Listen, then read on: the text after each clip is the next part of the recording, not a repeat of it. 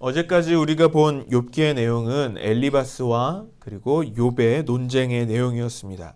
욥이 엘리바스의 말을 듣고 엘리바스의 말처럼 그 잘못을 뉘우치지 않고 오히려 자신에게 부당하게 대우하시는 그 하나님을 원망하는 그 말들이 끝나자마자 이제 빌닷이 오늘 본문의 말씀으로 논쟁을 시작하는 것입니다. 2절 말씀을 우리 같이 읽겠습니다. 시작. 내가 어느 때까지 이런 말을 하겠으며 어느 때까지 내 입의 말이 거센 바람과 같겠는가. 이 말씀을 세번역 성경으로 보면 언제까지 내가 그런 투로 말을 계속할 테냐. 내 입에서 나오는 말 거센 바람과도 같아서 걷잡을 수 없구나 라고 말하고 있습니다. 동일하게 쓰는 표현은 그 욥의 말이 거센 바람과 같다라고 말하고 있습니다. 여기서 거세다라는 말은 과격하다라는 뜻입니다. 너 너무 말을 심하게 했다라는 말이고요. 이 바람이라는 말은 허무하다는 것, 그러니까 지나가는 바람처럼, 손에 잡히지 않는 바람처럼 그의 말이 두서없고 그리고 허무하다라는 것을 말하고 있습니다. 그럼 굉장히 좀 다른 단어 두 개가 묶여 있는 것처럼 보입니다. 과격하게 두서없고 허무하게 지나가는 그런 말을 하고 있다고 말합니다. 그러니까 쉽게 말해서 욥 당신은 지금 말 같지도 않은 말을 하고 있다라고 이야기하는 것이죠.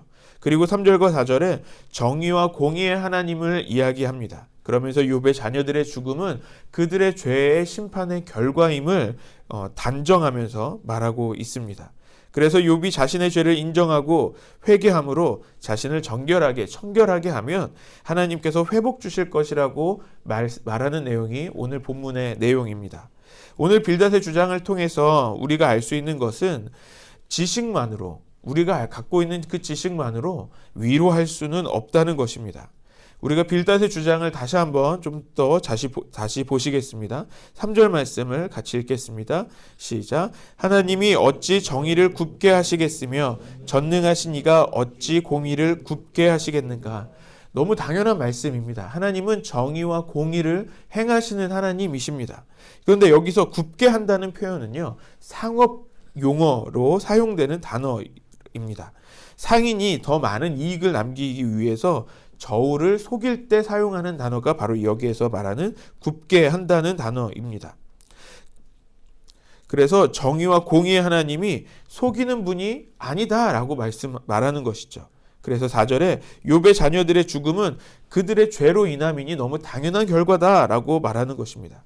빌닷은 지금 무엇을 말하냐면 죄가 있으면 반드시 심판을 당한다는 말을 하고 있습니다. 그렇게 하나님의 정의와 공의를 주장하면서 욥에게 기회를 주는 것 같은 말을 합니다.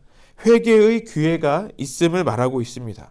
5절과 6절 말씀을 같이 읽겠습니다. 시작. 내가 만일 하나님을 찾으면 전능하신 이에게 간구하고 또 청결하고 정직하면 반드시 너를 돌보시고 내 의로운 처소를 평안하게 하실 것이라. 하나님께 간구하면서 회개하면 우리 하나님께서 들으시고 욥이 누렸던 그 이전의 복을 회복하실 것이라고 또 7절 말씀에 말하고 있습니다. 그러니 잘못을 인정하고 회개하라고 말하는 것입니다. 빌닷의 주장만을 놓고 본다면 틀린 말은 아닙니다. 우리의 신앙의 고백도 이와 같지 않습니까? 하나님은 정의와 공의를 행하시는 분이십니다. 그러므로 악인들을 심판하시는 하나님이십니다. 그러므로 회개하는 자, 그 돌이키는 자를 우리 하나님은 받아주시는 하나님이십니다. 하지만 빌닷은 지금 욥의 고난의 그 원인을 모르고 이 말을 하고 있습니다. 이 고난은 죄의 문제가 아니라는 것을 우린 잘 알고 있습니다. 모든 고난이 죄의 문제가 아닙니다. 하나님의 뜻이 있는 그런 고난이 있습니다.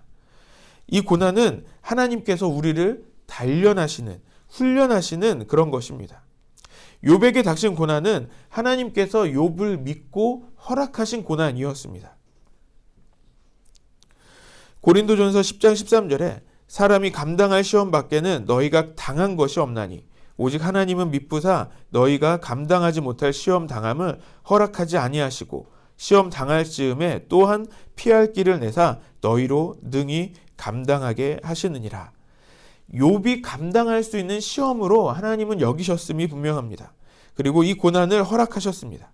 그러니까 빌닷은 이 고난에 숨겨진 진짜 하나님의 뜻을 알지 못하고 자신의 지식만으로 이 상황을 판단하며 욥을 정죄하고 있는 것입니다. 이 빌닷의 말은 엘리바스가 했던 말과 크게 다르지 않은 것입니다. 욥도 그 원인을 알았다면 빌닷이 말한 것처럼 또 우리가 지난 시간에 계속 보았던 엘리바스의 말처럼 그 원인이 자신의 죄인 것을 알았다면 그는 분명히 자신의 잘못을 뉘우치고 곧바로 회개했을 것입니다. 왜냐하면 욥은 하나님을 경외하는 사람이었습니다. 그뿐만이 아니었습니다.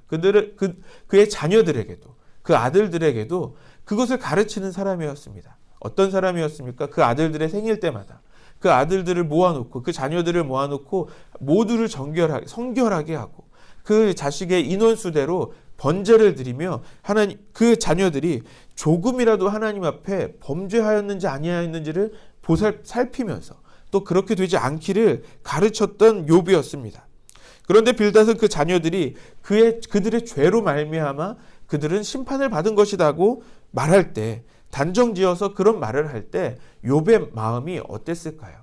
얼마나 허무하고 얼마나 허탈하고 또 그 마음이 얼마나 무너졌을까요?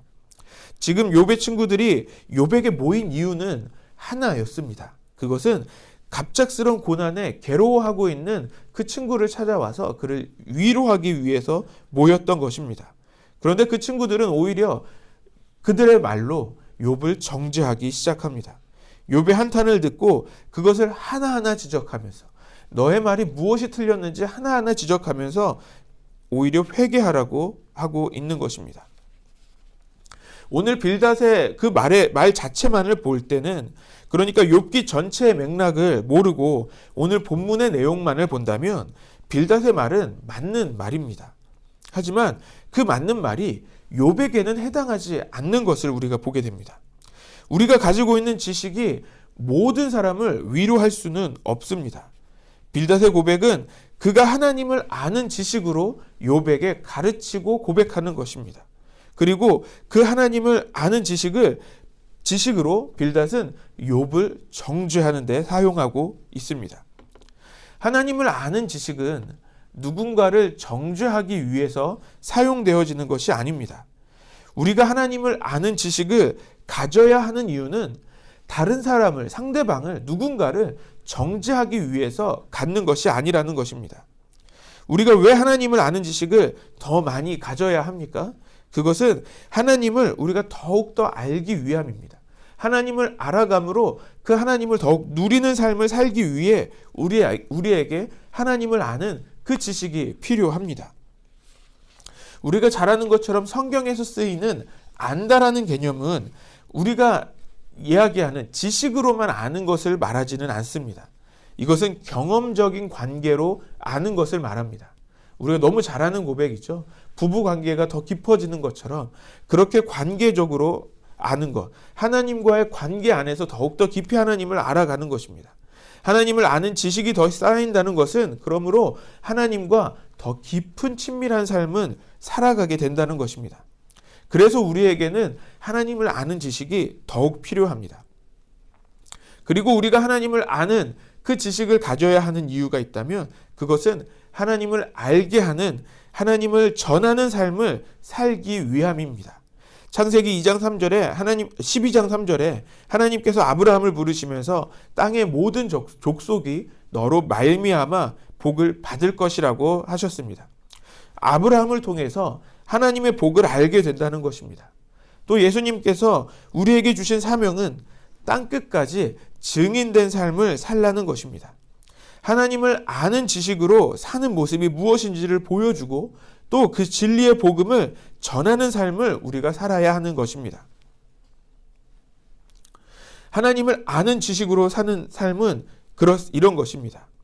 우리가 경험으로 알게 된 그 하나님의 사랑을, 우리가 경험으로 알게 된 그 하나님의 지식으로 적어도 오늘 욥에게 그 하나님의 지식을 전한다면 오늘 욥에게 필요한 그 하나님을 아는 지식은 곧 사랑으로 위로하시는 그 하나님의 모습이었다고도 생각해 볼 수 있겠습니다. 우리가 가진 하나님을 아는 지식은 어디에 사용되고 있습니까?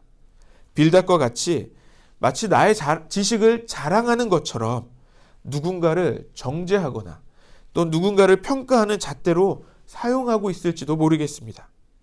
빌닷과 같이 그 정죄하는 그 도구로 사용한다는 것은 어떻게 보면 하나님을 모르는 것입니다. 그것은 교만한 것이죠. 어느 신학자가 이런 고백을 했다는 것을 잘 아실 겁니다. 하나님의 말씀을 볼 때, 하나님을 알아갈 때 아침마다 새로웠고 늘 새로웠다고 고백했던 그 고백을 우리가 잘 알고 있을 것입니다. 우리 하나님은 우리가 알면 알수록 우리가 겸손해질 수밖에 없는 하나님이십니다. 왜냐하면 우리가 알았다고 말하지만 알면 알아갈수록 그 하나님을 모른다고 말할 수밖에 없기 때문인 것이죠. 왜냐하면 그 하나님은 우리가 아는, 우리가 갖고 있는 우리의 지식으로 다 담을 수 있는 하나님이 아니시기 때문입니다. 그러므로 우리는 하나님 앞에서 교만할 수 없습니다. 그래서 우리는 하나님을 아는 지식을 더 갖기를 소망하면서 하나님을 더욱더 알게 하여 달라고 우리는 간구할 수밖에 없는 것입니다. 오늘 이 새벽에 오늘 하나님 앞에 나오신 모든 성도님들과 또 영상으로 함께 예배하시는 모든 성도님들에게 정말로 하나님을 아는 그 지식이 날마다 더해지시기를 바랍니다. 그래서 하나님의 지식을 하나님이 원하시는 또 하나님이 기뻐하시는데 온전히 사용하는 그런 우리 믿음의 교회가 될 수 있기를 바랍니다.